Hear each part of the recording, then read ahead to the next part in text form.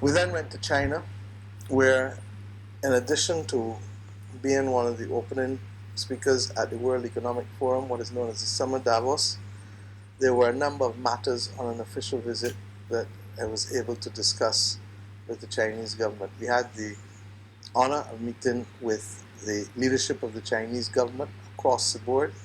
Indeed, they made it clear Barbados was the first Eastern Caribbean country, the first Caribbean country to visit since the pandemic.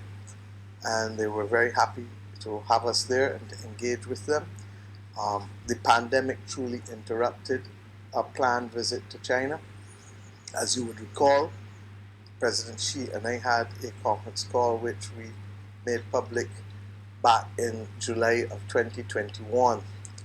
And we have valued our relationship with China.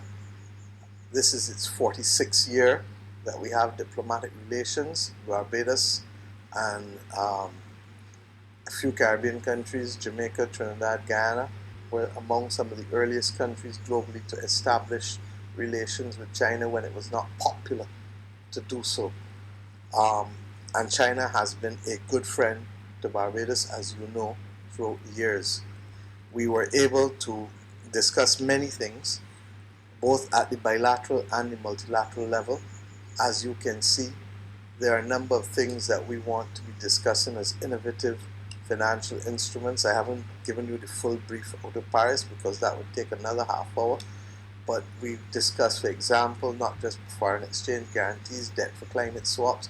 Barbados, as you know, became one of the first countries to issue a debt for nature swap last year when we did the blue bonds, where we took our debt and just by reducing the interest rate, got others to agree that that reduction in interest rates would go to fund a maritime conservation trust that over 15 years would bring us somewhere between 50 to 60 million US, depending on the movement of interest rates. We want to do a debt for climate swap now, which is different from debt for nature, but I'll discuss that in the future with you as we give more texture to it. And we are discussing that with a number of countries now. But in China, we were therefore able to have discussions at the multilateral level, but also in terms of our work together multilaterally, but also to discuss at the bilateral level continued cooperation in healthcare. Many of you may not know that China has been sending a delegation of doctors here who have been working at the UWI-CH for some time. We want to continue that, as well as expanded financing of our healthcare facilities in Barbados. I think I mentioned that to you a couple of weeks ago, both in terms of the UWI-CH and the Randall Phillips Polyclinic and Eunice Gibson Polyclinic. Secondly, we discussed cooperation in transport. We discussed cooperation in food security and agriculture.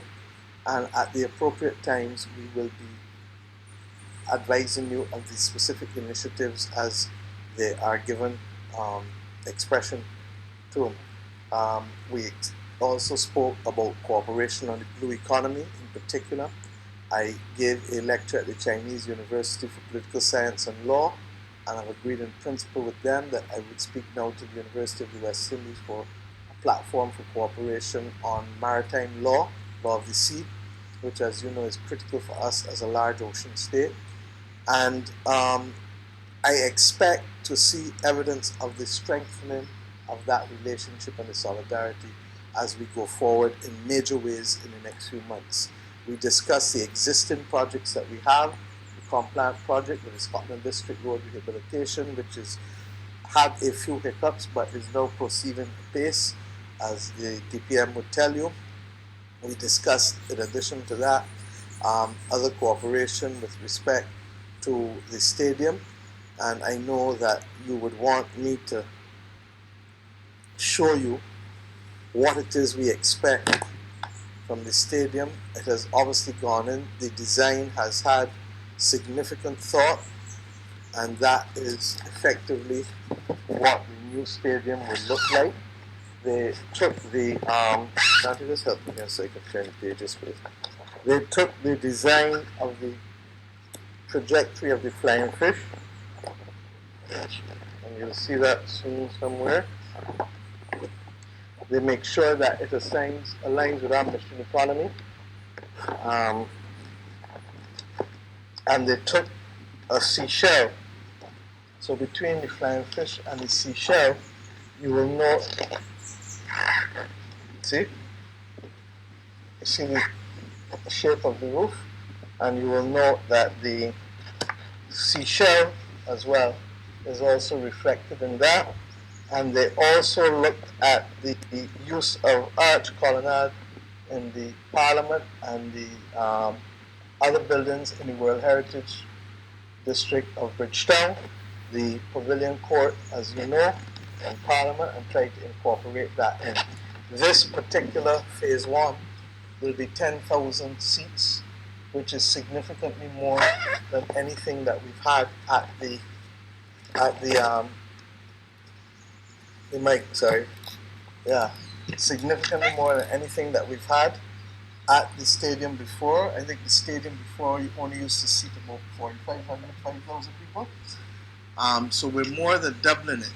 But I've asked for those who continue after me, or if there's growth sufficiently in the next few years, for us to also look, even though we're not building that second part now, what a phase two would look like if we built a second stand on the other side of the stadium in order to be able to also help with blocking the wind, but also to accommodate a similar 10,000 or a proportionate number there too. And without prejudice to the start of this work, they will also do that investigation for us, which is why it was important to have the discussions with the architects and all of the designs and engineers. And I look forward to this project happening. Barbados has long needed a national stadium. The discussion for it took place from when last we were in government. It went through 10 years of the last government, and then we were ready initially with the Chinese, in fairness. Up to 2019, we started to have the discussions, and then bam, COVID came. And as you know, China shut down from the rest of the world until basically they were the last really to open back up. And I'm happy now that we can move full steam ahead. The different studies and assessments are being done. The gap analysis is going to be done by town planning. Once the formal goes in, I believe, in the next few days, and once that gap analysis is done and we see what needs to be done, we complete any studies, and then we start the work of construction on a new national stadium. And this, as you know, is a grant to the people of Barbados that we've negotiated. It is not a loan, and this is substantively appreciated because why? We are also financing so many other different things that are crises that we have to deal with, and therefore it would have been difficult. We could have done it, but it would be difficult to do it. And we therefore are grateful to the government and people of China for agreeing that this is to be a major gift to the people and government of Barbados. As I said, there are a number of other matters. You signed 4 or 5 agreements that were signed by the Minister of Foreign Affairs, and the Government Information Service can release that information to you. And those agreements range from development cooperation to blue economy to cooperation with the Caribbean Broadcasting Corporation, we anticipate that there will be substantive improvements there.